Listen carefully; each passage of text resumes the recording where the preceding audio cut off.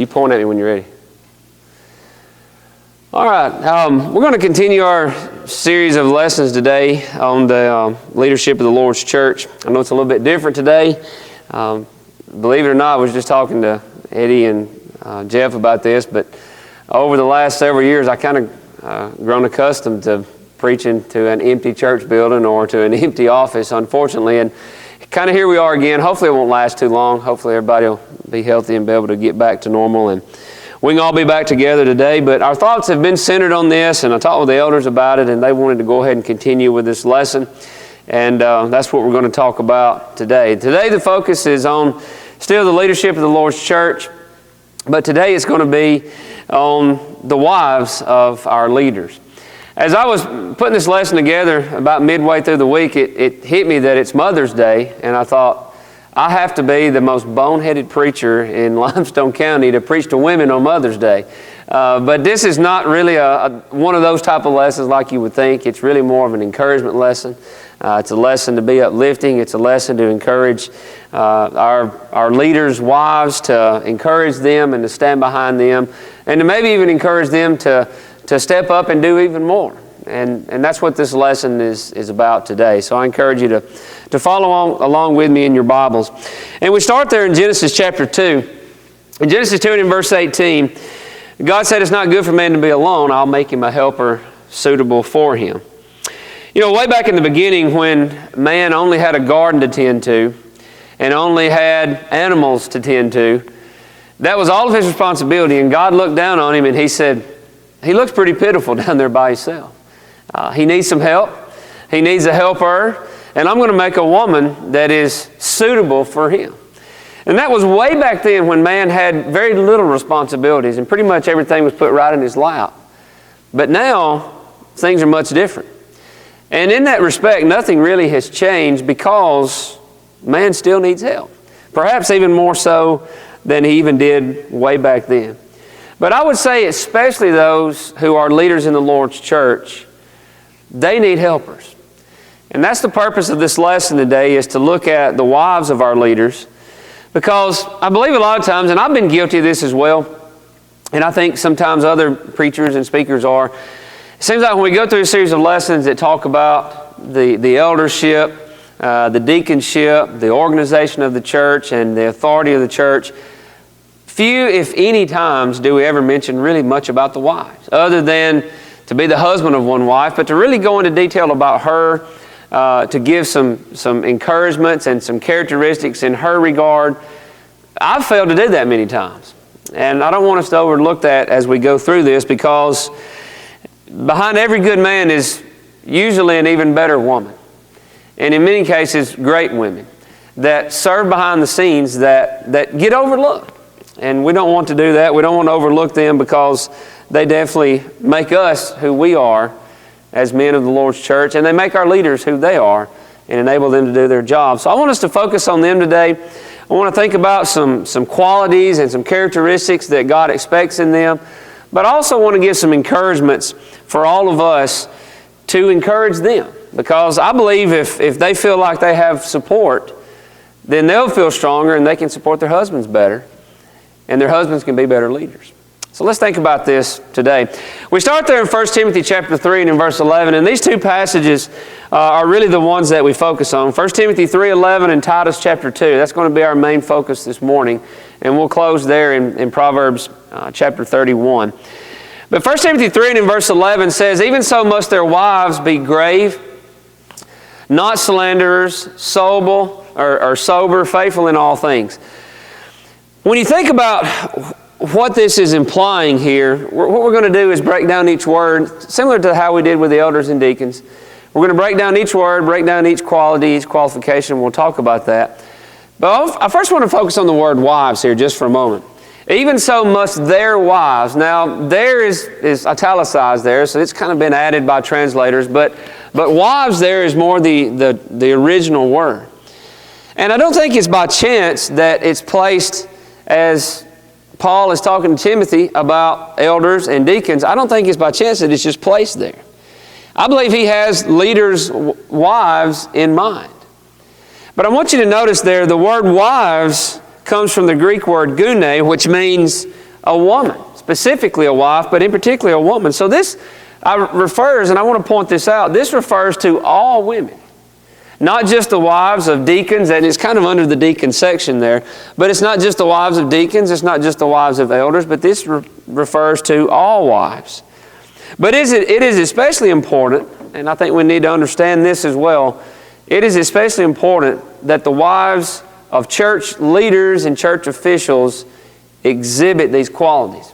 And I think you understand what I mean and why I say that as we go through this. So let's just kind of go through each one of these. Let's kind of break them down. Let's talk about them. Traits that are needed, things that definitely they need to be considered in their lives. To begin with, the term reverent, or in the King James, the term grave.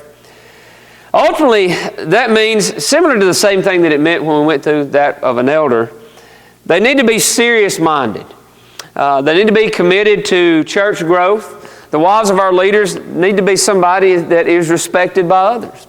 They need to be not so serious that they can't enjoy life, obviously, but a person that is focused, a person that is committed, and a person that really carries himself in such a way so that they'll be able to teach. And I want to turn over to Titus chapter 2.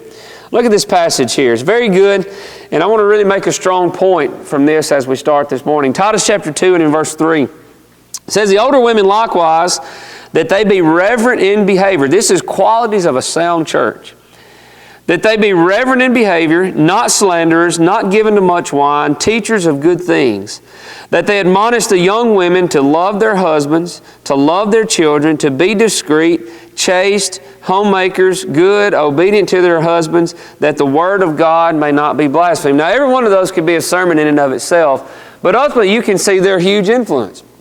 These older women of the church, women who have been married for a while, women who have children, women who obviously are experienced. We talk about the elder shouldn't be a novice. In many ways, his wife, even the wives of deacons, probably won't be novices. They'll be experienced in the home life and in family life and in rearing children.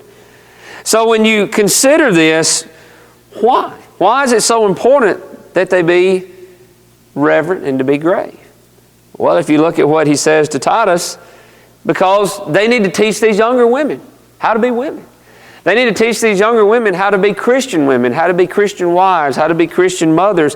And ultimately, it's all geared towards the idea that the word of the Lord would not be blasphemed. But I want to point out something very, very clearly here. And I'm going to get on my soapbox a little bit, but I promise we've got a point in it. If women in the church, and if young women in the church, if young Christian girls in the church are not taught by good Christian women, those who are reverent, then they're going to be taught, but they're not going to be taught by those that we want teaching them. They're going to be taught by the world.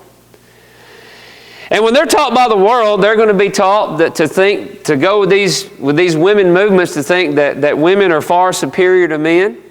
They're going to be taught that they should not submit. They're going to be taught that they shouldn't be holy. They're going to be taught that they shouldn't be humble. The world's going to teach young Christian women that if you want to be a man, you can just change and be a man. They're going to teach them and tell them that it's okay, that if they love a woman as they normally would love a man, that's okay. That's the society we live in.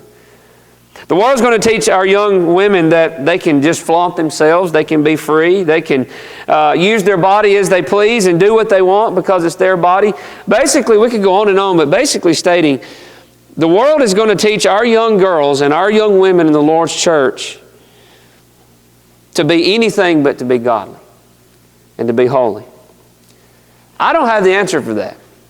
I can't teach young women how to be women because I'm not. No other man can either. That's up to you women. In particular, that's up to you women of our leaders because you are an example to all of us. Not just your home and not just your family, but to all of us. You can make a difference in those young women's lives. When you think about the home is, we talk about the strength of the church and the foundation of the church, and there's a lot of things that factor into that. But strong homes, strong families, are really the core of that. And the woman has a lot to do with that. And sadly, many young girls and many young women today are not seeing a good example of what that should be in our society. And that's where it comes back again to our women in the church, of our leaders. Think about how important of a role that you play as a spouse standing beside a leader.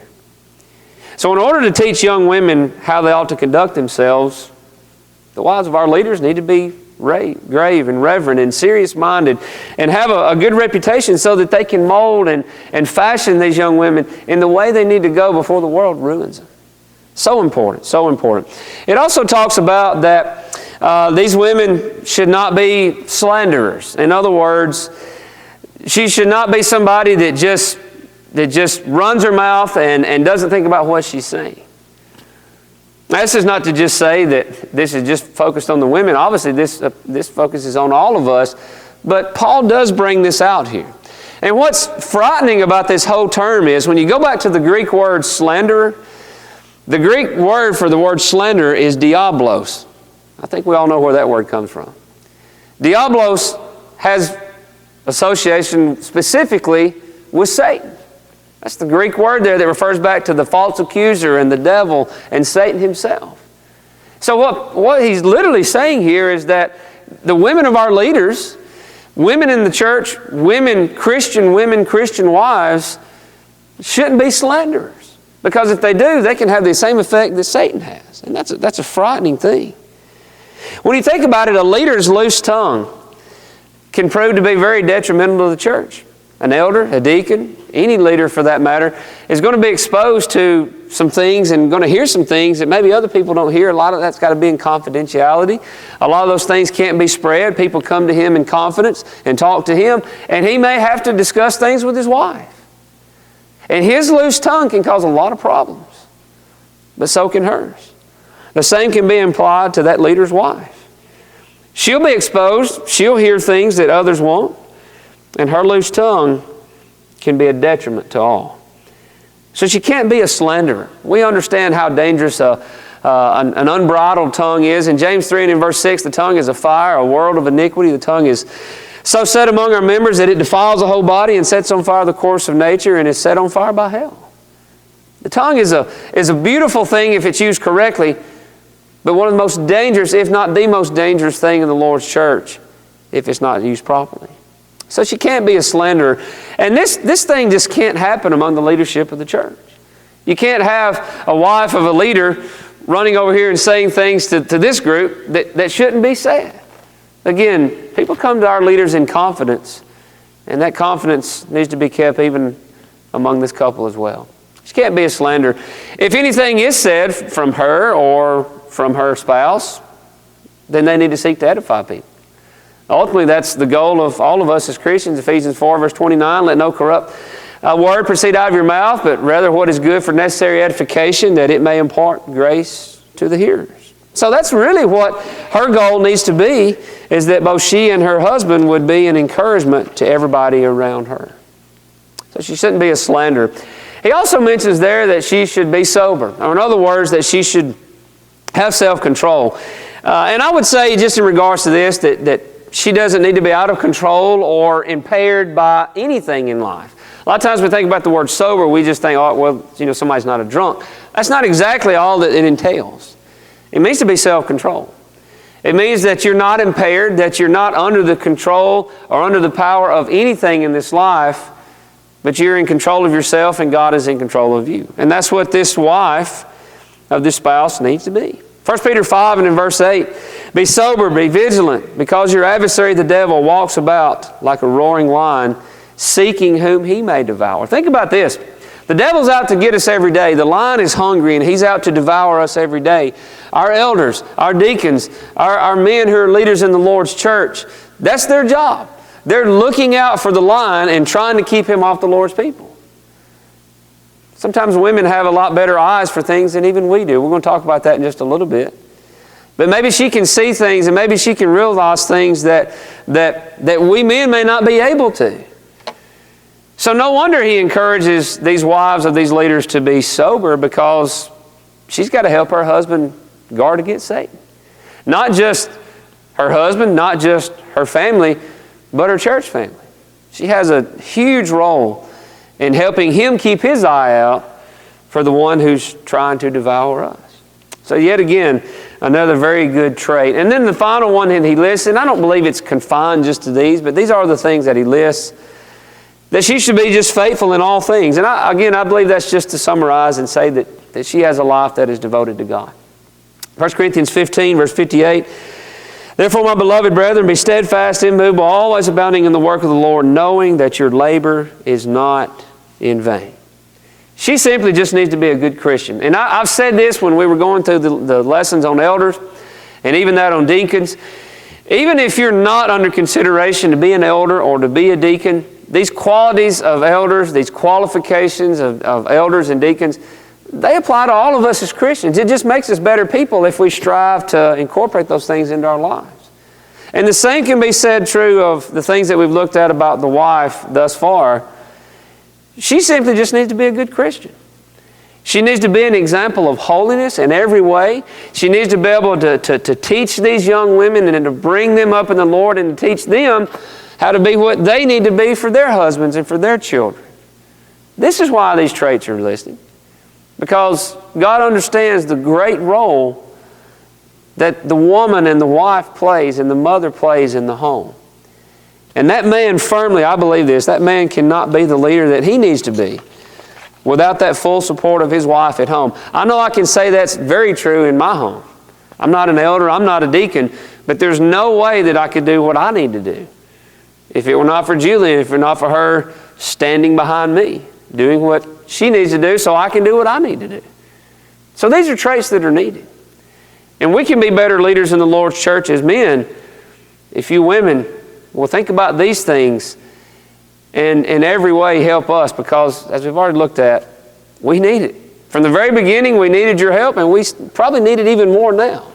There's a lot more than just a garden and animals to deal with. There's all sorts of bad and all sorts of evil. So consider these traits and think about them.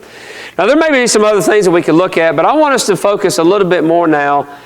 After we've looked at these qualifications, I want us to think about what she needs. We can spend a lot of time saying to the elder, to the deacon, to the spouse of these men, and the spouses of these men, we can spend a lot of time saying, you need to do this, you need to do this, you don't need to do this, you need to have this, we don't need this. But we're going to finish this lesson thinking about this, and we're going to have another lesson in the future that talks about what we all can do as members of the Lord's church to support our elders and support our deacons. But I want us to focus on her just a little bit this morning. There are some things that she needs as a leader's wife. And I'll be honest with you, I didn't come up with these things on my own. I talked to some wives of some elders. I did a little bit of listening. And I've read some pretty good articles from wives of elders that they wrote, talking about things and struggles that they had as somebody who serves kind of in the shadows sometimes, but still carries a huge load in enabling her husband to do his work. There are some things that she needs. And you may ask, well, why would we even ask this question? Why would we ask the question, well, what does she need as a leader's wife? Well, I'll tell you why. Because women are smart. Perhaps a lot smarter than we are at times. And the reason I say that is because sometimes women have this keen sense of being able to see things that are coming when sometimes we men are oblivious. They have that sense. They can see things and they can sense things that are about to happen or very well could happen. And from the standpoint of a leader, this wife of a leader can sense things that he may be under. And she may sense pressure that he's going to face. And there's a natural instinct from a wife or from a mother to protect those that's under her care from that. And if this wife sees this pressure coming, or if this wife sees this great responsibility and this great weight and burden that's coming her husband's way, not only does she sense that herself, but she senses that for him. And she might not be that inclined to say, honey, I believe you need to do this. There might be a sense in her to try to protect him from that. And he might not have the encouragement he needs to stand up. And that's why I said earlier, I believe I've failed in the past by not focusing enough on the wives of our leaders, because it's not just about the man and is he qualified. You're a part of that too. And we want you to be encouraged, and we want you to be edified and to believe in yourself that you can do this because you're going to have support. So I've said all that to say this.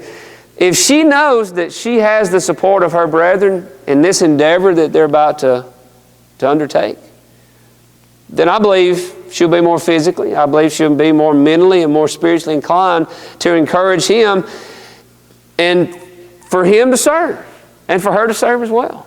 Rather than saying, I don't know if we need to do this because it's just going to be a lot to deal with and she may kind of hold him back a little bit.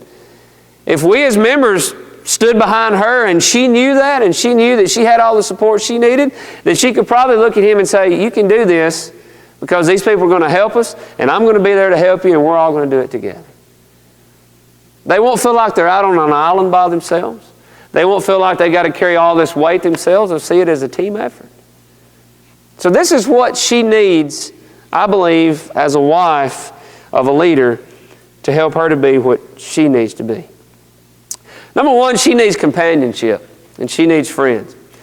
As I just stated, she doesn't need to feel like she's out on an island and that they've entered this realm of existence that nobody else in the church can ever visit them in. She needs to feel like she's a part of the Lord's people. She needs to feel, because she is, but she needs to feel like she has friends and she has companionship and that she's not been pushed over here in the corner somewhere along with her husband, along with her family, and everybody just stares at them to see if they're going to mess up or not. They're humans. They're people just like we are. And we need to understand that. 3 John chapter 1 and in verse 14, notice this. He says, I hope to see you shortly and we shall speak face to face. Peace to you. Our friends greet you. Notice this. Greet the friends by name. Calling people by name is very important. Being able to greet them by name is so very important. And she doesn't need to feel as if she doesn't have anybody to talk to. The wives of our leaders need people to talk to. They need people to even confide in, to encourage them. So we need to get to know these women, the wives of our leaders and the wives of our potential leaders. We need to get to know them. We need to support them. We need to encourage them. We need to spend time with them. We need to let them know that we're on the same page with them and we want good things for them. That's so important. Proverbs 18 and verse 24, a man who has friends must himself be friendly, but there is a friend who sticks closer than a brother. You might add to that thought, there's a friend that sticks closer than a sister, and that might be a sister in Christ or a brother in Christ. But she needs that. And I know that not because I've been in that position, but I've had women tell me that. That, you know, it's just a unique situation that you find yourself in, and sometimes, you know, people are just, they kind of push away. And I'm not saying that's happened here. I'm just talking about in general conversations with people over the years. I've kind of got that vibe from women. She needs that companionship. She needs that friendship. I'll tell you what, she needs the spiritual encouragement as well. As a leader, sometimes really all the time, you're kind of put in the spotlight. And the focus is on you. And you're looked at as an exemplary, if you will, to the Lord's church of a pattern of what we're supposed to be. But that doesn't mean that you're not flawless. That doesn't mean that you don't have things in your life that you struggle with. Elders are not perfect. Deacons are not perfect. And guess what? Neither are their spouses. And they need spiritual encouragement as well. Her position, think about this, her position alongside of her husband doesn't mean that she's a spiritual giant. Now, she may feel the need to be that spiritual giant, but that doesn't mean that she's perfect. She's not perfect, in fact. And she may have, believe it or not, elders' wives, deacons' wives, leaders' wives, they may have spiritual struggles. They may struggle with their daily Bible reading. They may struggle with prayer. They may struggle with faith. They may struggle with doubt. She has struggles. She's a human. She's a Christian. And she needs other brethren. In particular, I would say she needs other sisters in Christ to be there to encourage her. To help her be encouraged and to help her be uplifted, because she carries uniquely private burdens, remember, that she can't just go out and just talk about all the time. And that carries a weight on her, and she needs that encouragement. Again, if she doesn't feel like, along with her husband, that they're just carrying this load by themselves, if she feels like she has, if you will, the wind of the church in her sails to help her, then she's going to be more inclined to be what she needs to be so he can be what he needs to be. It all works together. Notice what it says in 1 Peter 5 and verse 1. The elders who are among you I exhort. I'm a fellow elder and a witness of the sufferings of Christ, and also a partaker of the glory that will be revealed. Peter said, I'm an elder and I exhort the elders because I understand what you're going through. We need to be of that same mentality towards the wives of our leaders as well. We're fellow Christians and we know how you struggle, and we're here to help you. We're here to exhort you. And if you need anything, you let us know. Elders' wives need exhorting too. Deacons' wives need exhorting. And they need that spiritual encouragement. And that's something that we need to step in there and make sure that we make sure comes through as well. And I'll tell you what, something else that I think sometimes is lacking in the Lord's church, and really this is a shame, but we just need to be more kind. We need to be more compassionate, and we need, I believe, to be more patient with people as they try to lead. Because again, they're not perfect. I've heard stories, and again, I'm not talking about here recently, but I've heard stories over the years, and I've read things about where the wives of elders have carried an enormous burden because of what they have heard people say about their husbands. And you may not always agree with the elders. You may not always agree with their decisions. We're not always going to agree with each other on a lot of things. But that's not to say that we can't have love and compassion and kindness and patience as we deal with each other. Romans 12 and in verse 18 says, if it is possible, as much as depends on you, live peaceably with all men. I want to tell you something. An elder doesn't deserve to be run in the ground. The Bible talks about you don't bring an accusation against an elder unless you have 2 or 3 witnesses, and even then you show respect and honor and dignity. She doesn't deserve to be run in the ground, and neither does he. They're striving to do better, and maybe there is an issue, and maybe there is something that needs to be addressed. But a lack of kindness and a lack of compassion doesn't help you work through that. But if you're patient with them, if we sit down and we talk about things, they'll probably be able to make the right decision. We need to be kind. We need to be compassionate. We need to seek to live in peace, and we need to seek to love each other. We need to support our leaders. We need to support our spouses and help them in their service, because they need to know that people are behind them, not against them, not just waiting for them to make a bad decision so that somebody can complain, but they need to feel that encouragement to know that as the Lord's people, we're going to try to be the best sheep that we can be. Those are just a few things I believe that the wives of our leaders need. Now, having said that, turn over to Proverbs chapter 31 and we'll close things down with this. Proverbs chapter 31, and of course you know where I'm going with this, the story there, the chapter rather, of the virtuous wife. And we're going to just read just a few verses from there, not the whole passage. But I just want to take a moment today. I know it's Mother's Day, but really every day should be Mother's Day when we think about how fortunate we are for our mothers, for our wives, for those who stand behind us as men of the Lord's church to enable us to be who we need to be. I want to say a special thank you today to all the wives of our leaders, to the wives of our elders here at O'Neill, to the wives of our deacons.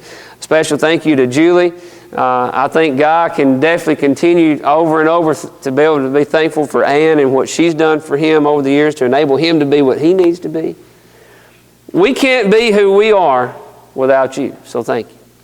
But having said that, I want to go into this in Proverbs chapter 31. And this will be my last statement for this morning, and I encourage you to consider this closely as you consider yourself as a wife of a leader or a future leader of the Lord's church. Proverbs 31, beginning in verse 10. Who can find a virtuous wife? For her worth is far above rubies. In verse 11, the heart of her husband safely trusts in her. Notice this, she makes him stronger. He's able to confide in her. Verse 23, her husband is known in the gates when he sits among the elders of the land. And finally in verse 28, her children rise up and call her blessed, her husband also, and he praises her. Why does he praise her? Why is he known in the gates? This is why. Because he has a wife behind him who encourages him and who enables him to be what he needs to be. Women, I encourage you, stand up. Be strong. Encourage your husbands in the Lord, and you will be surprised, and we'll all be amazed at the great things that God can do through him, largely in part because of you. because of what you've done for him at home when he's discouraged or when he's going through a difficult time or when he just needs a pat on the back to say, hey, you got this. Wives, make good encouragers of leaders in the Lord's church. So thank you for what you do. I encourage you to consider how important you are. And I encourage you to encourage your husband, because it's amazing what you can do together as you serve the Lord's people. And let all of us as God's people be the encouragement that we need to be to them. Because, again, we're all in this together. And we can bring glory to God, and souls can be saved when we all do our part. So thank you, wives, for what you are. For our mothers, thank you. Continue to be that, because we need you. We need you in every way. Today, if you're subject to the Lord's invitation, it's a little bit different scenario today, but the Lord's invitation is always open. We can make arrangements to help in any way. If you need the prayers of the church, you need to be restored, or even if you need to become a Christian today, we're here to help you in any way. If you'll just let us know. Thank you for your time today, and may God bless you.